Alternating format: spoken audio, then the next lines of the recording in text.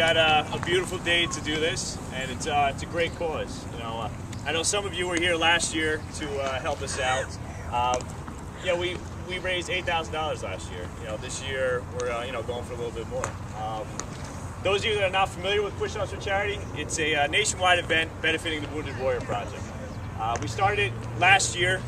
There was probably about 20-25 businesses around the country that did one of these events. So some have taken place already, others are going to take place later this summer. But collectively, we raised over $150,000 for the Wounded Warrior Project. So this year, we're looking like we're going higher than that. So this is going to be a great event. And with the events of the last week, it seems pretty appropriate that we're doing this to honor those that have done so much for us. So I appreciate you all coming out here. Pushups for Charity, basically we want to do two things with it. One, we want to raise awareness for the wounded warriors, our wounded soldiers, and also obviously raise money for them. Last year I asked everybody that was in attendance if they had heard of the Wounded Warrior Project before signing on to this event. Now, has anybody here heard of the Wounded Warrior Project before you signed on for this? Let me see your hands. Yeah. All right. Now, how many of you actually know what the Wounded Warrior Project does for our soldiers? Yeah, the mascot does. All right. Basically, they're doing it's fourfold. They're working on the soldiers' mind, body, economic empowerment, and engagement. All right.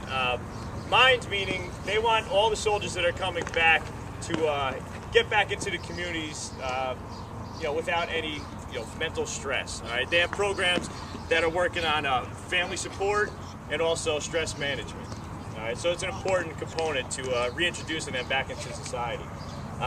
The body, basically, obviously, they're all going through physical therapy. All right. But after physical therapy, you need to continue on. Many of you have probably gone through some type of injury where you saw a physical therapist, but then after that, you need something to continue that that therapy. So that's what they're doing for our soldiers. They're giving them some kind of health and wellness program, all right, to continue that therapy. They're doing sporting events, other wellness events, things for their fitness memberships, stuff like that.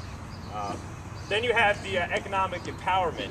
This is something that obviously the soldiers have always dealt with. Now we're kind of all dealing with this, as a whole. All right, but they always have come home and had some kind of financial situations that were a little challenging.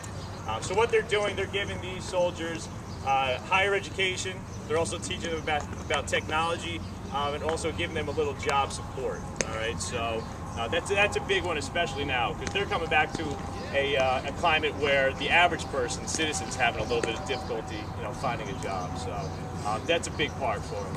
And then you have the engagement. All right, they're keeping these wounded soldiers in connection with one another. So they have some kind of support system, to work with one another.